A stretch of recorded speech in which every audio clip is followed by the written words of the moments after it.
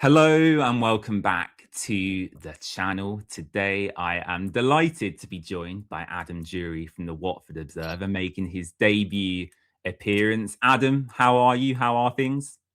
Yeah, I'm good. I'm good. It's been a little bit of a lull since the end of the season. I think the results were just so bad that it almost felt like everyone just needed a week or two just to kind of, take a little bit of a step away from it. Obviously, the club have been doing their work sort of quietly, I think, behind the scenes. But the last couple of days, things have started moving again properly, and I'm pretty sure it's going to be a lively few weeks ahead as well. So it's never boring. We enjoy the week or two where there's a little bit of a lull in the news cycle because you know it's gonna be back soon.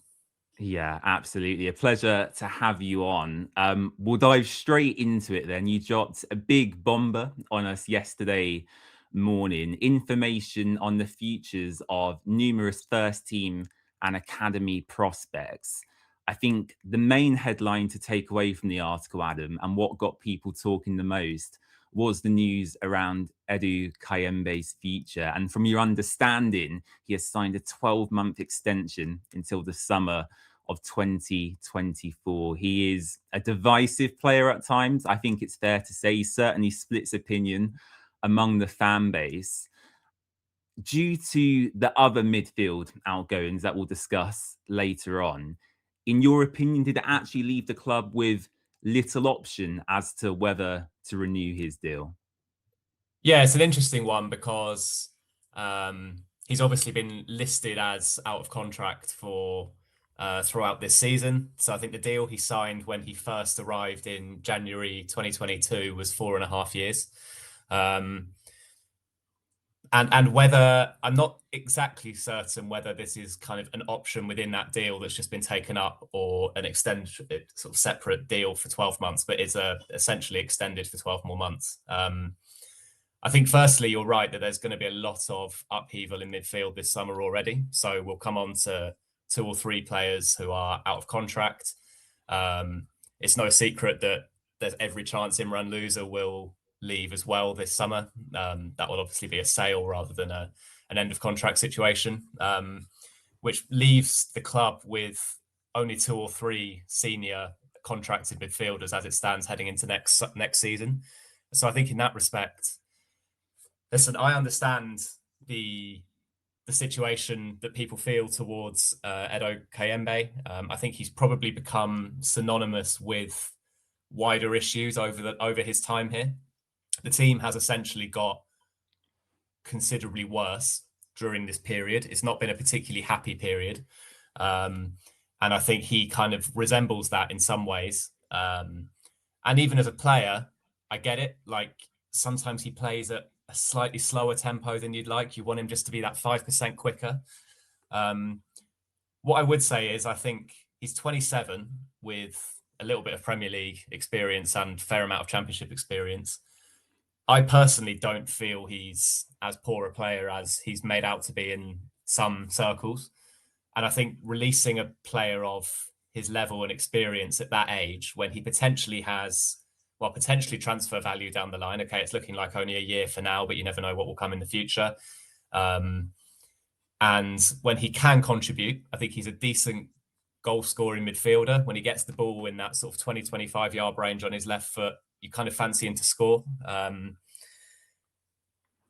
I can understand why you wouldn't, the package he brings, why you wouldn't want to just let him go for nothing on a free. And so, yeah, a combination of that and the midfield situation means I think it was probably always likely he would be staying. I think, as I said, he's been listed as out of contract all season.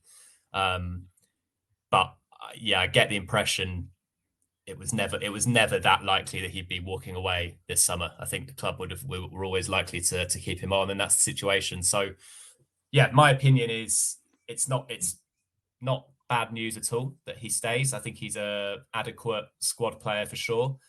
I think this season particularly, and actually, I mean, this is another thing. Every coach we've had during that time, which is what 10 or 11, I think, over 4.5 years, they've all liked him. They've all Yeah. picked him. They've all talked about him in high regard.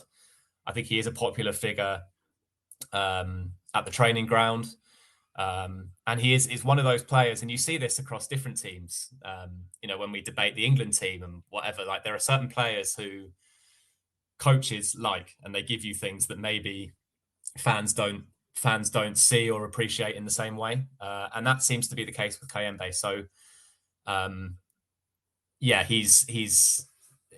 I don't think he was ever likely to walk away for free, and that's the situation we find ourselves in. I personally feel he probably shouldn't be such a lock in the starting 11. Yeah. Certainly felt this season like he was started whenever he was fit, essentially. Yeah, I think as you alluded to, you said as a squad player, and those are the crucial words, squad player, he is very effective. But as you say, that the more appearances he made in the first team, I think that's when we saw the growing frustration from fans of inside Vicarage Road. Yeah, and I think also I completely get it.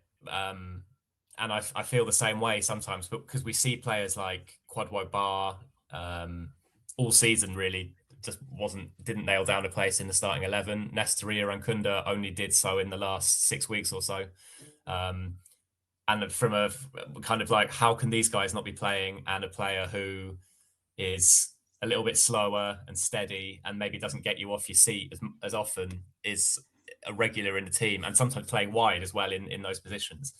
But I think there are other things at play there. As I say, it's very telling, I think, that every coach has rated him and wanted to play him.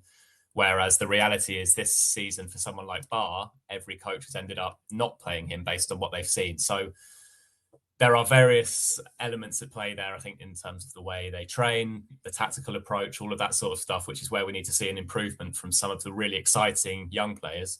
Whereas Kayembe does give you that steady level. So I think that's why he's playing so often.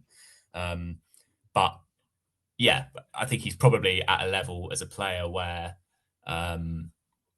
if Watford were to go and win a promotion, you're probably looking at him not being an absolute certainty in the starting 11. But I personally don't have an issue with him being in the squad at all. Just finally on Kayembe before we move on, and I saw this raised on Twitter yesterday. He, of course, will feature this summer in the FIFA World Cup with the DR Congo. Would that have gone into the thought process as well behind his extension? Of course, Watford will receive a fee for his participation, and if he does have a good tournament and feature regularly, that could prove beneficial if we are to sell him in the January window, for example, if that's what the club choose to do. Yeah, that's not something I'm aware of in doing this story, but it's a valid point. I'd imagine they might have got that fee anyway, considering he's technically contracted till June the 30th. I'm not sure. But yeah, I think it's the same with Kunda this summer, isn't it? There's an opportunity for these players to raise their profile. It only takes one moment. Like, we know Kayembe is capable of smashing one in from long distance. If he scores a memorable goal or has a notable moment, then yeah, you go to that next level in people's minds. So not impossible that plays a part. I think it will probably more relevant than transfers is what part the World Cup is going to play in preparation for next season, because depending on how far they go, those players will return to pre-season later. And we know sometimes when players return to pre-season late, they're quite often not up to speed for the start of the season. So that'll be one to watch. So yeah, the World Cup is a huge thing for him. We saw that he missed 2 games in April because all the DR Congo squad were held back to celebrate over that weekend, which is a pretty bizarre story. Yeah. But yeah, that's good. I think it's the summer of his life, really. We're in the Watford bubble, and that's all we think about. But for him, this is a career highlight coming up. So yeah, fingers crossed he does really well. Thanks for that, Adam. Moving on to Pappy Mendy and Tom Ince, 2 very experienced pros approaching their mid-30s. I think it was expected that at least one of these players would leave the club. Why do you think the club have made this decision, especially now with the push from Scott Duxbury specifically to have more experience in the squad? Yeah, it's an interesting one, that, because in many ways you would say someone like Tom Ince ticks the boxes of the type of player that the club have sort of said they're going to recruit this summer. I think in terms of pure leadership, Tom Ince was more of a lead by example type of figure. So as far as I know, he was a very, very good professional trainer, despite never really getting the minutes he hoped to at Watford. The only period he played regularly was under Javi Gracia during that good period over Christmas this season. Across the 3 years, really, but I think he always stayed pretty professional and diligent, and is someone who the younger players again could look at and try to emulate in terms of their efforts, but maybe isn't that vocal leader that maybe the club feel they need. It's juggling two different things, isn't it? Because clearly experience is important this summer and what they're going to go for, but at the same time, if you polled every Watford fan and asked whether you'd give Tom Ince a new deal for next season, I don't think many would. He has never quite had the impact that would have been hoped for. Fell out of the team towards the end of this season. I think in those wide areas, you're really looking at Malma, Bar, Irankunda. Rocco Vata will be back next season, which is, to use the cliche, almost like a new signing. I think he's hopefully going to have a big year next year. So the opportunities for Ince were going to be very limited. And he's not really. So I think, as I've mentioned already, there's going to have to be some overhaul in midfield this summer, and new players will come in that position. And I don't really see Ince as that role. Maybe Mendy more so. So yeah, I think it was the end of the road for him. He's done 3 years. It's not quite worked out. He's sort of done okay in moments, but no one's particularly surprised it's come to this. I think with Mendy, I was a little bit more surprised because I think he's on occasion done quite well this year. Yeah. At the I mean, base of he's a midfield. player, Adam, I personally really enjoyed watching, actually. Yeah. Really nippy in midfield. I know Javi Gracia alluded to his physical presence and that being something he found difficult in the formation he played. But I thought as a three in almost that pivot role with Imran Louza and other players ahead, I thought he looked pretty good, in my opinion. Yeah. And certainly, I don't know if you remember the game at Hull just after Javi had left and Charlie Daniels took over and put him straight back in the team, after he hadn't started a single match in the league. I think he's played in the FA Cup at Bristol City. Didn't start a league game under Gracia at all. I thought that was probably a bit of a blind spot for Gracia. I felt he should have played more during that time, particularly when that loser Kayembe midfield 2 was struggling. And he played really, really well in that game at Hull, stayed in the team in that position. Ed still kind of started fiddling with the position a little bit and played him higher up. I think because he has that kind of energy to press and he wanted that higher up the pitch. That didn't really work. I think his technical level was not great. And you saw in the last few weeks, actually, that his passing and like his touch and stuff wasn't quite there. I think he was a much better off the ball player than he was on it.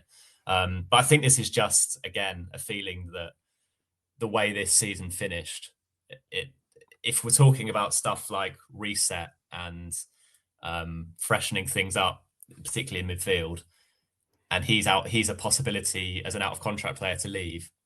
It's just an opportunity to freshen it up in there. And I think, again, probably that championship experience, leadership type that the club have said they're going to go for. I do think we're going to see that in midfield particularly. So yeah, this is just really, is he a certainty to be part of a kind of refreshed, rebuilt team next season? Probably not. So I think it makes sense, even though I don't think he was a poor signing at all.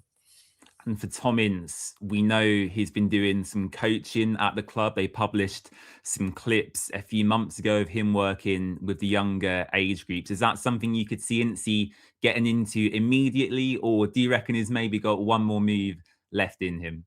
Yeah, I think one more move. The impression I got, spoke to him a little bit actually when it was going much better for him earlier in the season, and he was definitely then speaking about not giving up playing anytime soon. Like, the coaching badges were a fun thing to be doing on the side. I'm sure he'll get into it eventually. Obviously, his dad was a championship, and he managed in the Premier League. I think he might have done with Blackburn, maybe. So. Yeah, so I'm sure he'll go down that route. But I would imagine not yet. Whether there's another EFL move, whether he's got the status to move abroad, wouldn't surprise me. But yeah, I think he's only 33, 34. I would imagine we're not at that stage yet. But you never know. Maybe that's something Watford would look at in years to come. Another midfielder you spoke about in your article is Tom Dele-Bashiru, a long club servant. He's been here for 7 years. He didn't make the number of appearances I thought he had done, though. I think you referenced he'd only made about 85 appearances or so in your piece, which was lower than I anticipated. He's of course spent this season on loan out in Turkey, and from what I've read, it seems like he's quite well liked out there and is featured on a regular basis this season. Could you see that deal being made permanent by the Turkish side, or could you see him seeking out football back in England? Yeah, I mean, I spoke to a Turkish journalist about him, I think in the March international break, and he was pretty impressed by Dele-Bashiru's performances in Turkey. I think if he's obviously walking away on a free transfer, and then you're in a position as a player to be able to maybe make higher demands in terms of salary and maybe get to that next level of club because they don't have to pay a transfer fee. There is possibly going to be interest in him even higher up in the Turkish league. Oh wow. That was the impression that the journalist I spoke to in March gave, that he's been quite well received in Turkey. So I think that could be a possibility. Sure, there would be. I mean, I know last summer there was a fair amount of interest in Serie A as well. So that kind of shows the level that clubs looking at him feel he's at. It was a bit of a shame because I don't know if you remember 2 years ago, he finished that little interim period under Tom Cleverley really well, and came into that summer of 2024 feeling like he was going to be a really key player in midfield. And then 2024-25 just didn't quite work for him. I think he had another injury which has really set him back over the years, and ended that season looking like a shadow of the player he'd been, which I think is probably what cemented the fact that he won't be staying on at Watford. But he I thought showed really good glimpses of potential at times during his Watford career. I remember a period he was in the team under Slaven Bilic as well and played Yeah. well. But bad injuries, never being able to really back up like performance after performance after A performance. good penalty taker though, Adam. He did Yeah, have a good strike on him from the spot, yeah, scored against Luton. of course. Um, so yeah, it wouldn't surprise me if he gets a decent move, but a bit like Ince, just sort of feels like it's probably the end of the road for him at Watford. Academy departures to discuss now, including Jonathan Lawson and Toby Adeyemo. This must be a difficult conversation for those at the club to have because, of course, they have been through the age ranks for a very, very long time. And then to then leave without the promise of another pro deal elsewhere must be difficult for them. So how long has that been in the works? And for you, you know, just looking at it from a human perspective, it must be difficult for Jonathan Lawson, who's been in and around the first team this season. Toby Adeyemo, of course, scored that goal against Blackpool. He's been out on loan the second half of this season. How does that conversation look from the club's perspective towards academy prospects? Yeah, I mean, you're absolutely right to raise that almost that welfare issue of looking after young guys who have come through the ranks and leave. I think there probably is, I would hope, a reality to the players in the under 21 team know the reality of the situation, which is that it's very, very hard to break into the first team, particularly as things are at Watford at the moment, where bringing players through from the academy hasn't been a priority. In general, they will go and sign another first team player rather than blood someone. That's not always been the case. We know, obviously, Ryan Andrews was the one who really established himself. Amin Nabezada and Jack Greaves are kind of getting there now. But it is very, very difficult. And actually, I spoke to Tommy Smith, and so Tommy Smith's son, Max, plays for the under-21s, and Adrian Mariappa last week at the Mental Health World Cup for a piece that will hopefully go live soon, about how the situation has changed in football in general over the last few years for young players. So they were two academy players who just got given a go when there was an opening, whereas now you've got bigger squads. And I guess the pressures mean that there will always be that feeling of, oh, let's just go and sign that player rather than really give a young guy the opportunity. So I think that reality will be known in the under-21s, that quite often they're playing for their futures elsewhere as much as their future at Watford. Jonathan Lawson's obviously interesting because he did play for the first team relatively recently. But there is a reality, like as supporters and onlookers, you want academy players to be given the opportunity, but at the same time, I know there's also going to be pressure on the club to go and sign a first team striker this summer and be the main guy. So you kind of can't have it both ways. And I think for Toby Adeyemo, he had such an amazing moment when he scored against Blackpool. I'm aware of a stat actually that was sent to me yesterday, which is that he's only the second Watford player ever to score a league goal without having started a league match in the club's history. So yeah, he's got that little piece of history, but it's probably been a long time coming, really, that we didn't feel he's going to properly kick on into the first team squad. So I hope the conversation is not so much how it's being dealt with now, as that all those guys know the reality of the situation, and that every game really for them is an opportunity to. I mean, I've been to those under-21 games. There's loads of scouts on the touchline. Yeah, every game is an opportunity for them to show themselves to all clubs watching rather than just Watford. And I'd recommend anyone, if you have the opportunity, to attend the academy games at Vicarage Road as well. Usually they're free for season ticket holders, or at least very heavily discounted. So if you do have the time midweek, get yourself down to Vicarage Road and see the young lads in action.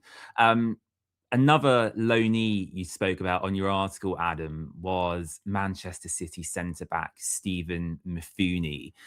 You said it would be a complex deal to do, but Watford would like to bring him back if the possibility arises. He certainly exceeded my expectations when he arrived in WD18. For a 17-year-old to come straight into the first team and be so comfortable, I found astonishing. So could you see a Mifune return potentially later this summer? And also, speaking about another loanee we've had this season, Max Lane, could you rule out him coming back as well, or could that be a possibility too? No, well, I think that Manchester City relationship was one of, in terms of recruitment, one of the real highlights of the season just gone, wasn't it? Getting those two in on loan, and the fact that the work Watford did with Elaine was so good that City were very quick to essentially send the next one to Watford to fill that gap. And Elaine, I thought, was really good. Funi, I thought, was absolutely unbelievable. Sadly, only played 8 games, and it almost seems weird now because it's been a little while since he left. It sounds like we're exaggerating to talk about how good he was in such a short period, but he looks like a real someone who could go to the very top of the game if the trajectory keeps going. And maybe it was actually in hindsight a blessing for him that he missed that little period at the end of the season, because maybe he would have improved those results, but actually not being part of that and not having had to be part of a team that was so badly struggling might be a good thing for him. So yeah, I mean, it's hardly revelation of the century, but Watford would definitely love to sign him back. I think the stumbling blocks are, firstly, that he had ankle surgery on that injury he got at Stoke last month. So obviously the recovery from that is ongoing. There's the fact that so many Man City players will be at the World Cup that when their pre-season starts, most of them won't be back. So players like Funi, potentially like Elaine, will be big parts of Man City's pre-season. Which means that, as ever with Premier League loans, particularly in tournament years, that they're all going to be pushed towards August and probably the end of August. And then you've got the fact that there's going to be loads of interest in him. I think there is some Premier League interest already. Whether Premier League clubs would loan him or want to buy him, I'm not sure.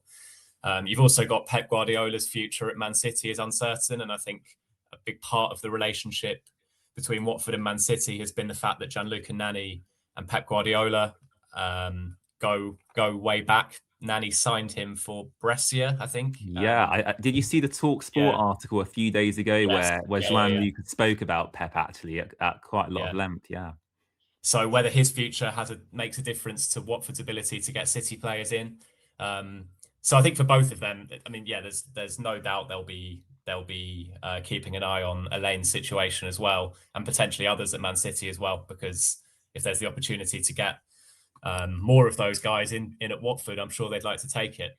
But it's unfortunately, I think, going to be one of those frustrating ones where it's going to be very hard to get a Man City loan in like June or July. It's because all of them will be covering essentially the entire Man City first team squad that are at the Yeah. World Cup until August, and I think they'll now be in the Community Shield because they won the FA Cup yesterday. So that's uh, that's going to be just when some of those first team players are coming back in. But that's obviously a competitive game that some of them will be needed for. So yeah, it's going to be one that we're waiting on. And I guess the longer you wait, the more opportunity you give Premier League clubs to come in and bid for Fooney or Elaine or whoever. So definitely interest. But yeah, nothing imminent.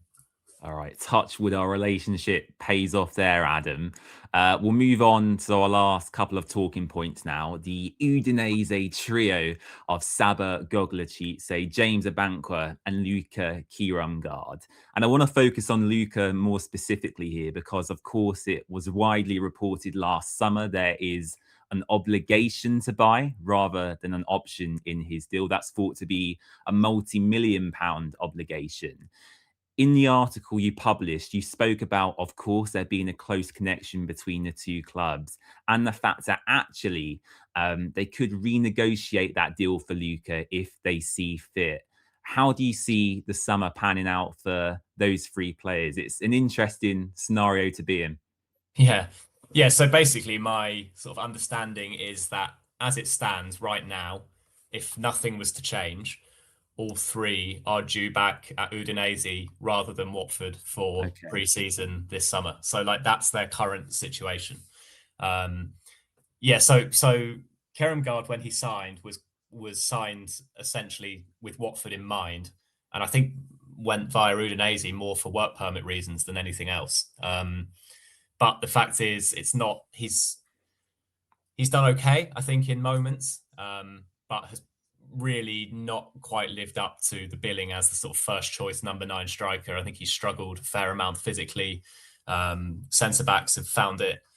Yeah, he's not got that sort of upper body strength and ability to really grapple with centre backs, which is obviously a key part of leading the line in the Championship. And I think he's probably suffered a fair amount as well for how long Watford have gone into him quite a lot, because you see when you get the ball into his feet, he's actually got really nice technique and looks Yeah. a better player. So it's kind of been an okay first season if you were looking at someone who you're going to develop over the next few years. But with that multi-million-pound fee that's on him, I don't know whether Watford will make the decision to kind of look in a different direction. So yeah, the wording at the time was obligation, but the fact is he's on loan from Udinese, and that relationship means that yeah, there will always be some wiggle room, I guess. And so the situation at the moment is that he's contracted to Udinese and due back there, but I wouldn't rule anything out. Like these things are still being worked out. It will depend on what the other recruitment looks like by the time we get into the meat of the summer in June and July. And that's the same with the other two as well. I think James Abankwah has been at Watford for a year and a half now, and I think my own view is of those three, he's the one I'd most like to see come back and maybe sign permanently. It feels like he's very much part of the furniture, and I think he Mm. had individually had a really good second half of the season, even though the team somewhat fell apart. I think certainly in that kind of January, February, March period, he was really good at centre back, and then obviously the season ended poorly for him as it did for everyone else. But if there was an opportunity to re-sign him, yeah, I'm sure it must be on Watford's radar, and that's one I'd like to see happen for sure. Centre forward wise, we've said it all season really, but is there going to be that opportunity to bring in maybe someone with a little bit more pedigree at the level, more experience, more that ability to really scrap with defenders and lead the line, Well, Patrick Bamford obviously I showed saw what we've been Barcelona missing with. release Lewandowski yesterday, Yeah, Adam. yeah. Well, if he's up If for it, that's on the table, yeah, um, yeah. Someone I was going to say someone of that ilk. That might be an exaggeration, but yeah, someone who knows their way yeah, around it a little bit more, a bit less raw. yeah, That's clearly that's An Ollie McBurney type would be good, wouldn't Yeah, it? yeah, yeah. And we saw Patrick Bamford score those 2 goals for Sheffield United Yeah, at the Vic a few weeks ago, and kind of showed us what we've been missing. So, um, yeah, if there's the opportunity to do that, I think there's a chance that Luca's future doesn't lie with Watford, but I think it's very much at the still being worked out stage rather than definitive either way. absolutely. And I think for him, if that does transpire that he is due to stay in Italy for the foreseeable future, I could see him in a way suiting the style of football that's played in the Serie A, a little bit slower, probably a Mm. bit more time on the ball, you could argue potentially. So yeah, I don't know. I could see that working out positively for him Yeah, potentially. he was certainly someone who exactly what you just said. I felt when he had got the ball to feet in a little bit of space, suddenly you saw what he's got. He has a nice left foot. Um, he got compared to Rajovic a fair amount, but I didn't really see that so much. I think he had a much better technical game than Rajovic did, and he had that ability in the box. It was just when he went like up, Yeah. up against centre backs physically, he tended to lose that battle. So it's a case of whether he can maybe like get in the gym and put a bit of upper body weight on. It might be a mental thing as well, like Maybe understanding he what it's needs what a it's like. João Pedro type Yeah. preseason when he flourished. Well, yeah, Troy Deeney. I mean, something like Troy Deeney's physique in those peak years he had in the championship was absolutely perfect for leading the line. So, yeah, Joao Pedro is another good example. So maybe I think that's probably the next step for him. But yeah, we'll see. And just a final couple of players, Adam, before we finish off. I don't want to keep you for too long. Formos Mendy and Pierre Ekwa, Mm. another two loanees. And we've not seen much of either player. Formos Mendy never got a run in the team. And I think from the moment he signed, he was kind of branded with the tagline of number one centre back target. And a lot of fans ran with that throughout the season. Pierre Ekwa is another who is extremely talented, and from the brief cameos we saw, looked like looked like a tidy player. But from your understanding, for both players, of course, foremost Mendy most definitely not staying. But for Pierre Ekwa, would you say that's extremely unlikely? Watford keep him heading into next season. Yeah, I think the chances are slim of him coming back. It's a another like never say never situation. But um, again, I think he's part of a squad that really just fell apart in the last few weeks. And if you're a bit like what we said about Mendy, I suppose, if you're thinking about rebuilding with a bit of a new culture and a new feeling and a new energy on the training ground, players who were part of that period, I guess you're going to consider moving on from if they're loan players or out of contract or whatever. I think he did show real glimpses of ability. Certainly earlier on under Ed still. I remember he played well against in that win against Wrexham. Yeah. Um, but yeah, I mean, as Ed still alluded to plenty of issues in that final month in charge about togetherness on the training ground, about standards, cultural resets, all of that stuff. And I think Ekwa has just kind of been, he was all, his time at Watford was just part of that time. And I Yeah. think maybe just moving on from him in that sense makes sense. Foremost Mendy, yeah, I mean, that the in hindsight, obviously the number one centre back thing, yeah, it stuck to him in a way that was probably unfortunate for him because actually, from what I've kind of learned since, he was kind of unlikely to really hit the ground running. He didn't speak a word of English. I think has various kind of ongoing family issues in the background, didn't really settle very well. And then by the time he did get an opportunity, just wasn't in the, he didn't quite grasp it in brief cameos off the bench early on. We saw against Leicester when he did get a start, he had a Oh, bit of a what a shocker. stinker that was, Adam. Yeah. Yeah, that was. I think Ed Still called it rough after the game, which I Yeah, think is a fair that's putting description. it lightly, isn't it? So it's just never quite happened for him. It's not a good signing. I would say, signings sometimes just don't work, and that happens at every club. And it was unfortunate for him that this tag sort of stuck to him, because if that hadn't existed, it probably would have gone much more under the radar. But interestingly, also, there's been a lot less talk about him since people have seen him play a little bit more, which is often the way, isn't it? Players are better players when they're out of the team than when they're in them. So, no surprise at all that I think that will be that for him. Not a very good signing, didn't work out, but an option to buy rather than obligation. So that option won't be taken. Okay, fantastic stuff. Really intriguing hearing your thoughts today, Adam. I'm going to put you in the hot seat before we end off. We, of course, heard Scott Duxbury speak on the latest episode of the official Watford FC podcast.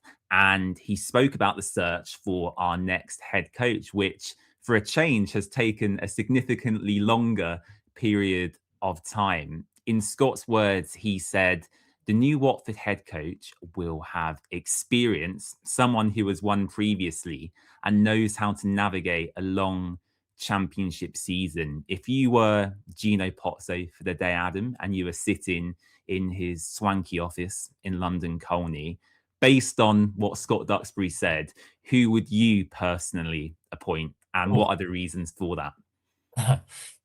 Big question. Yeah. I'm not sure. I'll think while I'm talking, but I might have to sit on the fence on that one.